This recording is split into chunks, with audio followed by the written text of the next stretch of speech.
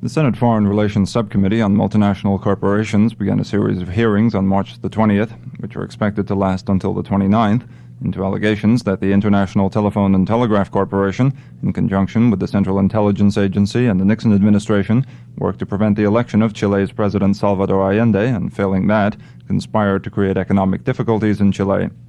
The further purposes of the hearings were explained by the chairman of the subcommittee, Senator Frank Church.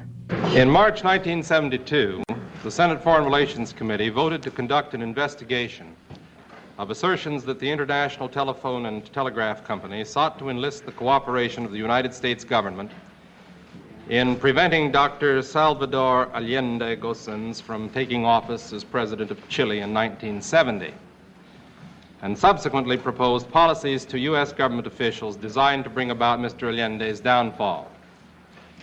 These allegations arose out of the publication of a number of articles by Jack Anderson, the syndicated columnist, and others, based on purported letters and memoranda written by various executives of ITT.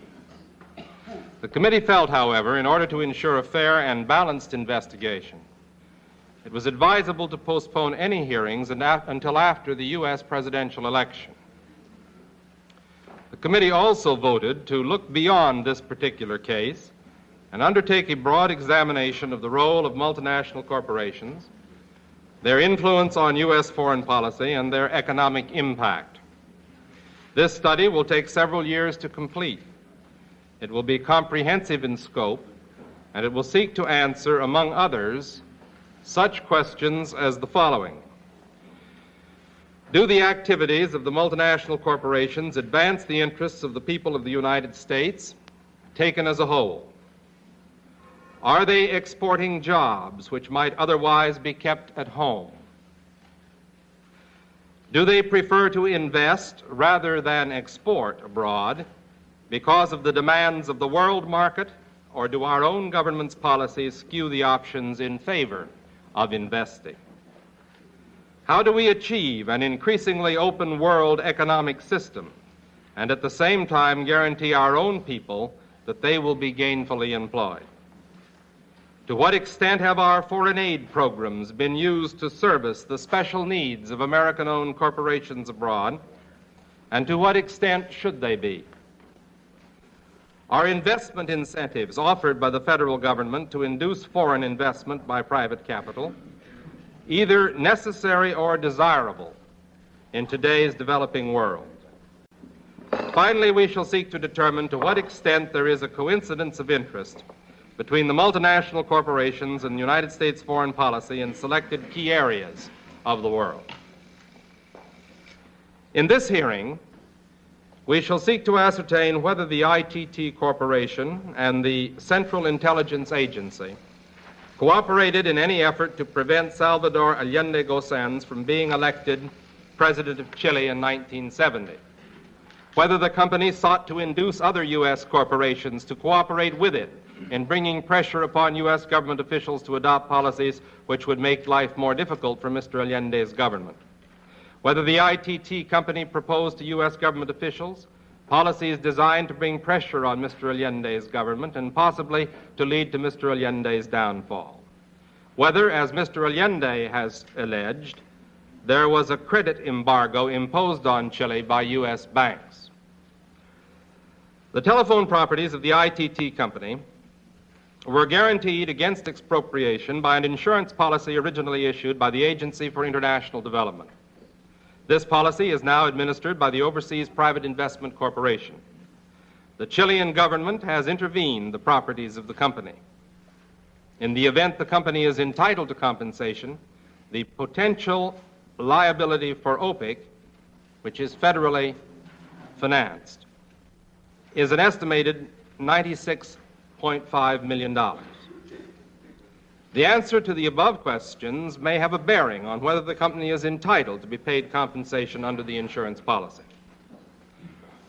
The multinational corporation is a relatively new phenomenon. It has only recently become a part of the American public consciousness, despite the fact that American overseas investment has had an explosive growth in the years following World War II.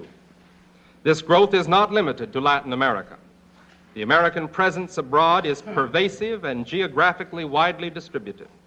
It plays a significant role in such diverse areas as Australia, Canada, the European Economic Community, as well as in Latin America.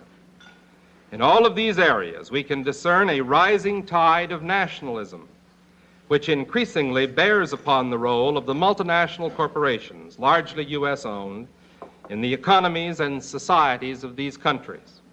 It may be critical for the survival and viability of these corporations that there be agreed upon standards of conduct in the countries in which they operate. I understand that Senator Case, who is the ranking minority member of the subcommittee, also has an opening statement that he'd like to read at this time. Senator Case. Thank you, Mr. Chairman. Your statement has been quite comprehensive, and I shall not duplicate it, though I'd like my statement in full to be placed in the record at this time, if I may. Very well. Of course, we're meeting today and over the next 10 days to investigate allegations of interference by United States companies in the internal affairs of other countries. And among these allegations are charges that ITT, with or without encouragement from CIA, improperly attempted to influence the course of elections in Chile. We must investigate these allegations without fear or favor and avoid in doing so both partisanship and prejudgment regarding the Chilean regime or ITT or American multinational corporations or the CIA for that matter. The American people have got a right to know what was done, and it's our duty to find it out, and that's our purpose. We've got to get to the bottom of these questions. But as the chairman indicated, we've got to inquire into the larger questions also. We've got to ask whether it's normal for United States multinational corporations to attempt to make the foreign policy of this country. And we've got to ask whether it's normal for the CIA to ask favors of international United States companies. And if so, what the consequences of this activity is. And then what's the line between proper and improper activities by United States multilateral corporations in foreign countries and foreign multinational corporations in the United States? Among other matters of possible interest to this subcommittee, I'm sure, are the link between private investment and foreign policy, our foreign policy in the developing world, and the role of multinational corporations in the development of United States relations with the European Economic Community, Japan, and Latin American countries. And I think we can't fail to consider the foreign policy implications of the latest series of monetary crises and the role of multinational corporations in the exchange and commodity market.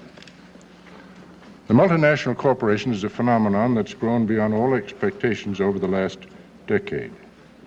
We must determine the kinds of problems this development creates in the conduct of our foreign policy and that of other countries too.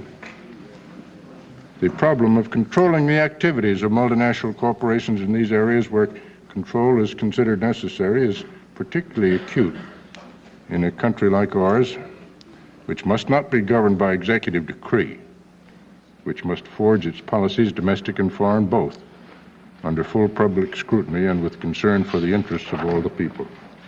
Thank you, Mr. Chairman. Thank you very much, Senator Case. Very well, our first witness this morning is Mr. William R. Merriam, who's Vice President and Chief of the Washington office of the ITT in 1970 and 1971. Mr. Merriam, will you please stand and be sworn? Do you swear that the testimony you are about to give in this proceeding to be the truth, the whole truth, and nothing but the truth, so help you God? I do. Please be seated.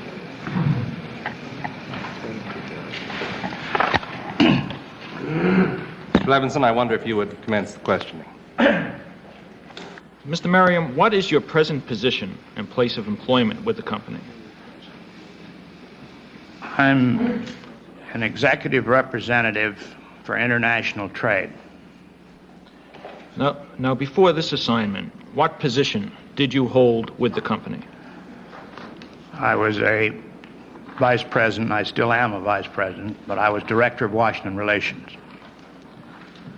Now, did your office have responsibility for contacts with United States government agencies and offices in Washington, D.C.? Yes. Did this include the Office of the President? Yes. Did it include contacts with the Central Intelligence Agency as well? No. Are you acquainted with a Mr. William V. Breaux? Yes. When did you first meet Mr. Breaux? I first met Mr. Breaux on July 16th in 1970. Who introduced you to Mr. Breaux? I introduced myself to Mr. Breaux. Was Mr. Harold Janine, president of the company, present at that time? Not when I introduced myself, but in 10 or 15 minutes afterwards, he came into Will you the room. describe the circumstances of that meeting with Mr. Breaux and Mr. Janine? Mr. Janine came into the lobby of the Carlton Hotel, and I introduced him to Mr. Breaux, having just met him previously, Mr. Breaux previously, and there was no conversation other than an introduction. And at that point, Mr. Breaux and Mr. Janine left the lobby of the hotel. Did Mr. Janine come to the hotel for the purpose of meeting Mr. Breaux? Yes, sir. And did you arrange this meeting between Mr. Janine No, and Mr. sir. Breaux? I don't remember arranging the meeting. Now, what time did Mr. Janine arrive at the hotel and go up to his room with Mr. Breaux? Well, it's hard to be specific, but I think it was about 10:15, 10:30 in the evening. Right. And after you introduced Mr. Breaux to Mr. Janine, they went up to Mr. Janine's hotel room in the Sheraton Carlton Hotel? I think so, although I did not go with them. I put them on the elevator, and that's the last I saw them at that time. And you understood that that was where they were going? Yes. Is this room a room kept by ITT? Yes. Mr. Chairman, I'd like to ask one question at this point. Keep the chronology right. How did you happen to meet Mr.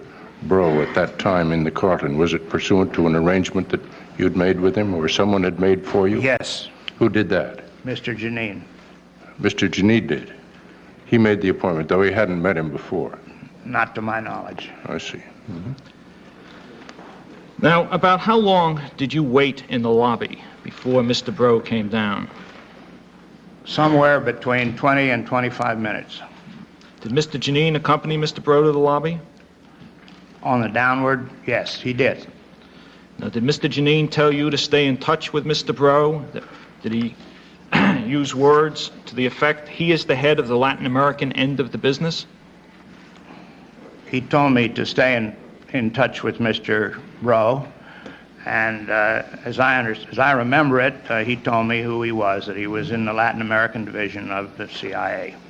Did he describe Mr. Breaux's responsibilities in the Latin American division of the CIA? He did not to me. All right.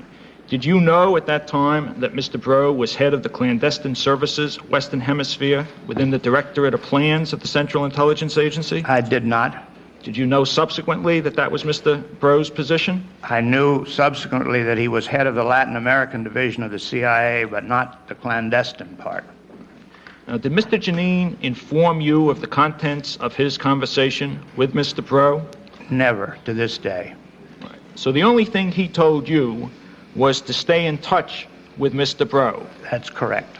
Now, when we met you earlier and interviewed you, you, according to our notes, told us that additionally he did say he is the head of the Latin American end of the business. Did he say that to you? That's what I remember his saying, yes. Right. That's what I just said, yes. Now, what was the other end of the business? What? I'm sorry, sir. What was the other end of the business? What business? Well, when Mr. Janine told you that Mr. Breaux was the head of the Washington end of the Latin American business, was there any reference to any other end of the CIA Latin American business? Not the Washington end, you mean? Yes. Yes, just the Washington end of that business. That's right. Okay. Thank you. Now, did Mr. Janine inform you as well that he had spoken with Mr. Breaux by telephone on July 27? Sorry, would you repeat that question? Yes. I'm sorry. Did Mr. Janine at any time inform you that he had a telephone conversation with Mr. Breaux on July 27, 1970? He did not. So you have no knowledge if such a conversation took place? I do not. Now, so as far as you are concerned, this first meeting with Mr. Breaux served to introduce you to him and enabled you to contact him in the future. That's right.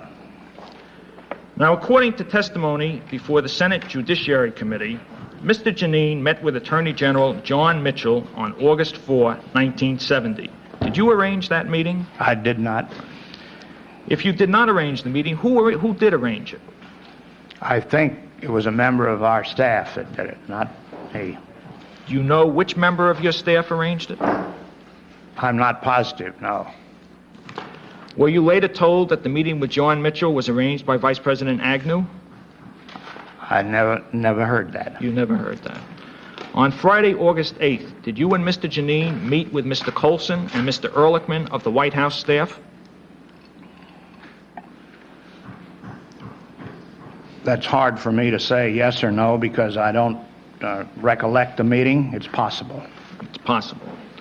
Now, if such a meeting took place, and if you will try and refresh your recollection, can you recall whether Mr. Janine discussed ITT's problems in Latin America at that meeting with Mr. Ehrlichman and Mr. Colson?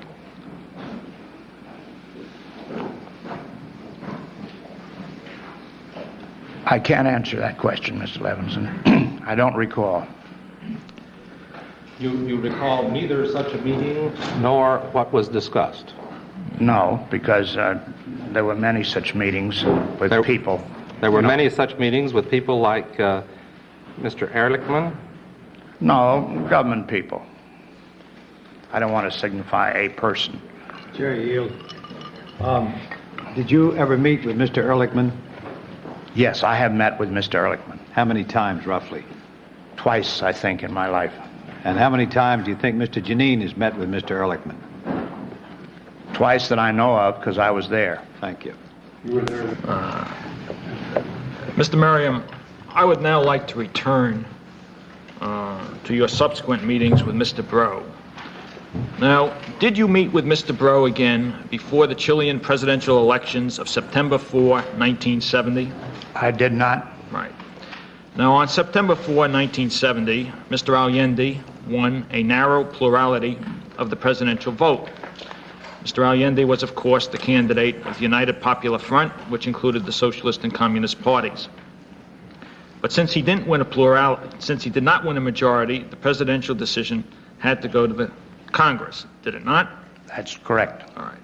Now, after the... I think it might be well to place the results of the election in the record at this point, which shows that Mr. Allende received 1,075,616 votes, or 36.3% of the vote. Mr. Alessandri received 1,036,278 votes, or 35.3% of the vote.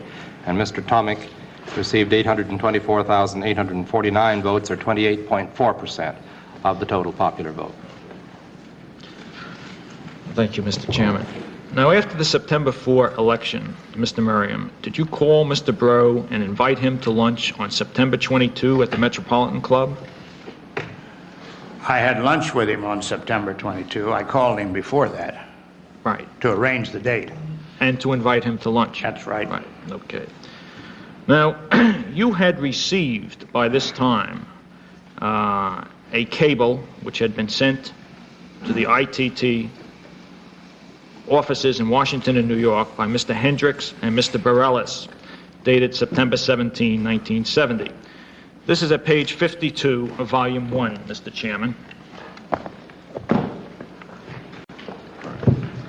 Did you discuss the contents of this cable with Mr. Breaux?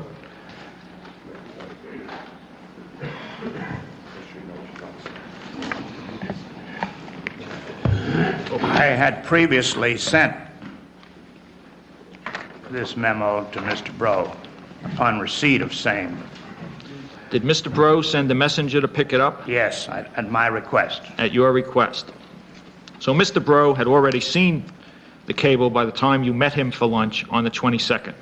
That's correct. Now, were there other times when you would call Mr. Breaux and inform him that you had a report from Santiago that he might be interested in? Yes. And would he send a messenger to pick up those reports? Yes. Now, at this September 22 luncheon, did Mr. Bro give you his assessment of the prospects with the so-called Alessandri formula? I don't remember his getting specific to that point at that first meeting.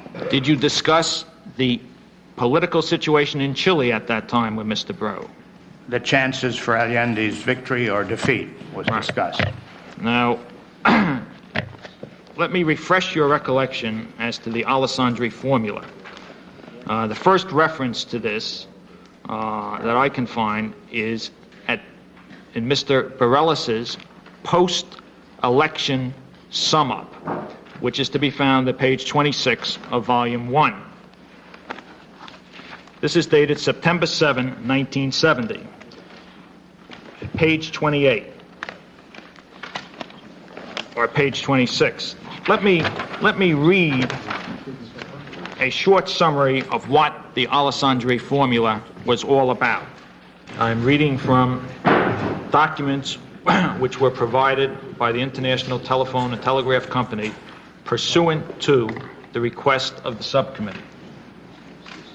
One of the document that I am reading from is a September 7 cable from Mr. Bareilles, who was the ITT, a member of the ITT Corporate Public Relations Department operating out of Buenos Aires and reporting to New York on the Chilean political situation at that time.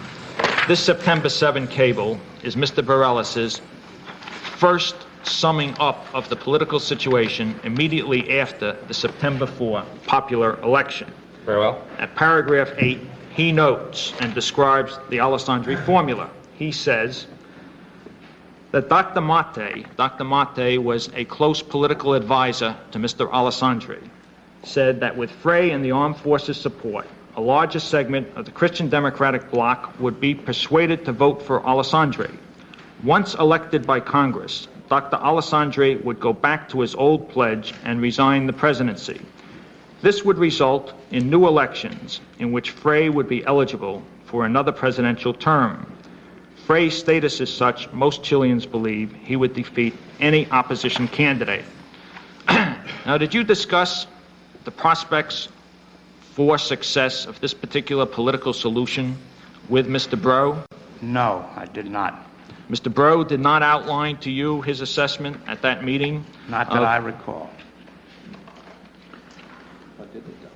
What did you talk about? We talked about as I said, the prospects of an Allende victory or not, and he was pretty sure at that point that he would win. And Well, this meeting took place after the popular election, did it not? yes, we're talking about the congressional election. Yes. And hadn't it been customary practice, to your knowledge, in Chile that the candidate receiving the plurality of the vote was customarily installed as president by the Congress? Not that I know of. I'd like to go back, if I may, Mr. Merriam, to an earlier period. The period just after Mr. Allende was inaugurated as President of Chile on November 4th, 1970. After that, you organized something which was referred to as the Ad Hoc Committee on Chile, didn't you? At the suggestion of one of my fellow representatives. Well, which representative suggested it? Anaconda Copper's representative. And why did he feel you should take the lead? I don't know why he selected me to take the lead, other than the fact that we'd been very active in the Anaconda Chilean had not situation. been very active? Not as active.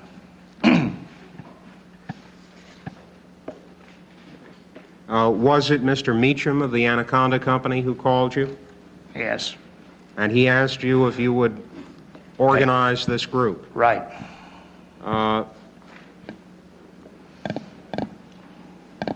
The group was to consist of Washington representatives of a number of companies which had major investments in Chile, wasn't it? Yes, sir. The first meeting of the group took place when? Do you recall? January, as I remember. January 71. Right. You didn't, when Mr. Meacham asked you about setting it up, decline the honor or raise any question about whether or not that was an appropriate thing to do, did you? No, I did not.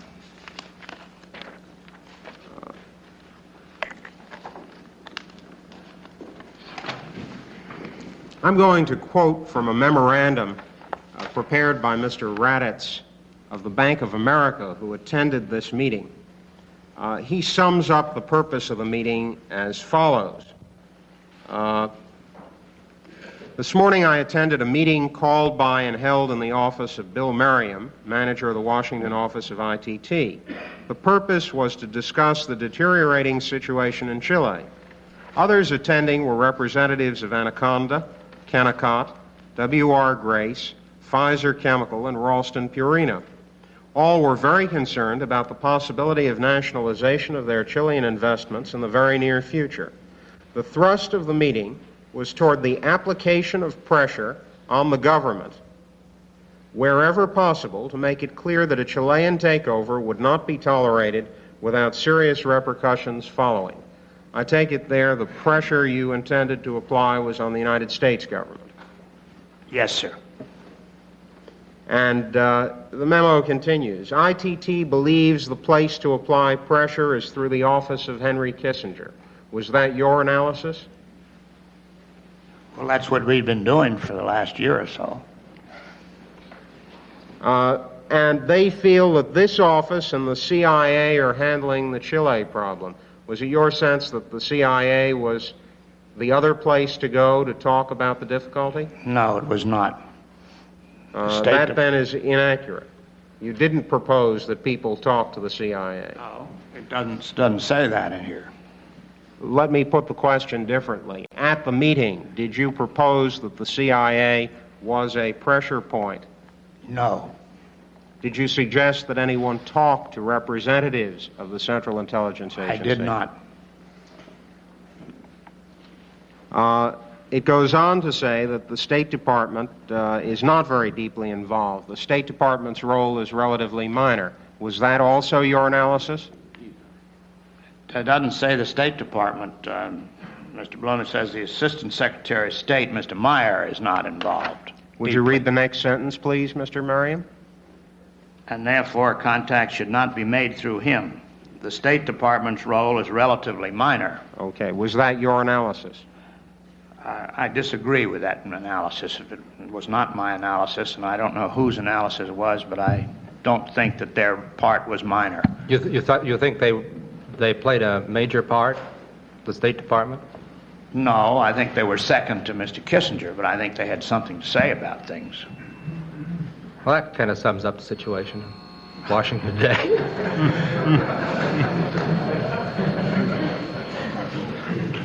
I think that we should go back to the question that Mr. Levinson put to you a minute ago.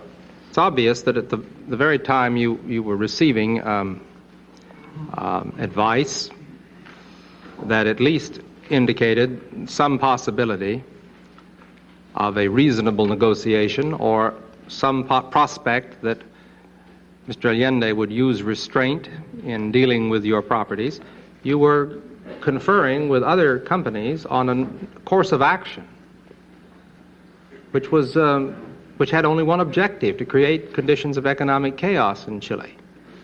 The most damaging conditions that you could, in concert, create. And the question is, how can you reconcile these two courses in face of the information that was available to you of the possibility of reasonable negotiation? How can you reconcile that with the course of action you chose to take through the ad hoc committee? Well, in the memo that Mr. Raditz wrote from the Bank of America, there's no discussion whatsoever of creating an economic chaos. And I used that expression because it had been used months ago in trying to, I don't know what it was trying to do, but trying to upset parts of the Chilean situation. And this was still a meeting to find out where or what we could do when and if these things happened. That doesn't mean that we can't be ready just because they had a meeting after this February 9th that things were going smoothly. Don't you think that Mr. Allende quite possibly might have been informed through his own sources of this ad hoc committee? And I wouldn't know that. You wouldn't know? No. But it's not beyond the reasonable speculation that he has his sources and knows what's going on. Do you think that had he been so informed, he would have regarded the activities of the ad hoc committee as being provocative? No, I do not. You don't think so? No, not at all. Do you think he would have welcomed the plan of action that you discussed in the ad hoc committee? Well, there was never any formal plan, just things that we could do here and there, so there was no formal plan. Do you think those things that you could do here and there would have been welcomed by Mr. Allende? Now, give me a reasonable answer to that.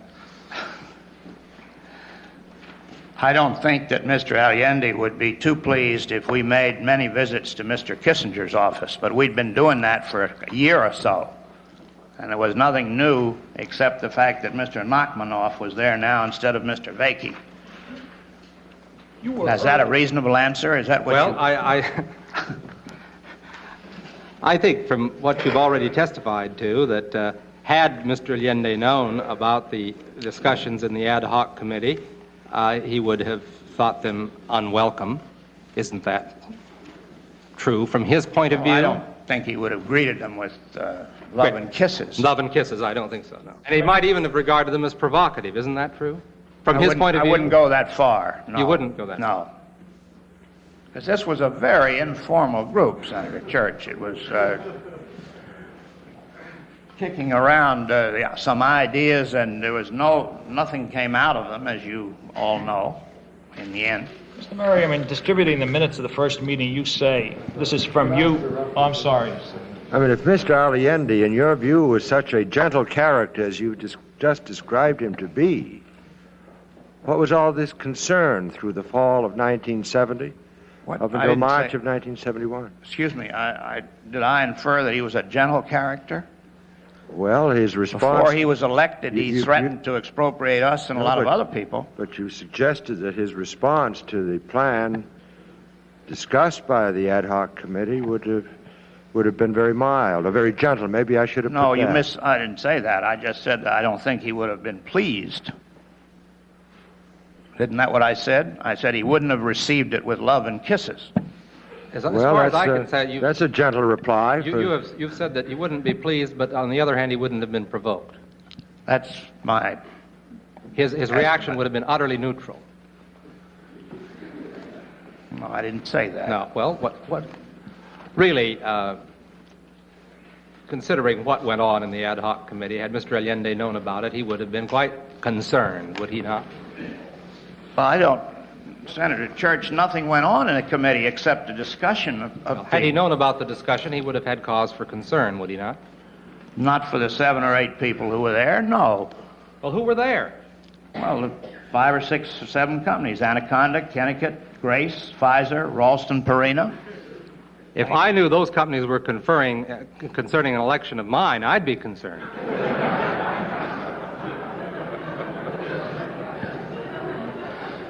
You know, Senator Church, that we have these ad hoc committees all the time in Washington to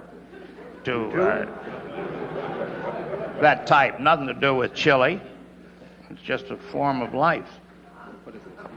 Mr. Merriam, this is something more than mere discussion was expected out of this. Wasn't it the purpose of getting all these companies together was the belief that acting in concert, they would be more effective than acting singly. Indeed, that's why Mr. Meacham was concerned about his taking the lead. He was afraid of antitrust implications if he acted in concert with Kennecott. Isn't that what he told you? I think that's an assumption. Now, what's not an assumption is what you said in your covering memoranda when you sent out the minutes of the first ad hoc meeting. We, of course, would be most anxious to hear from you. This is directed to all the people who attended that, about any action you have taken in the 3 so-called pressure points. So the object was that people who attended would go out and follow up and take action. That's correct. That's all, Mr. Chairman. You've been listening to portions of hearings before the Senate Foreign Relations Subcommittee on Multinational Corporations. This program was produced by Pacifica's Washington Bureau and is distributed by the Pacifica Program Service in Berkeley. All rights are reserved.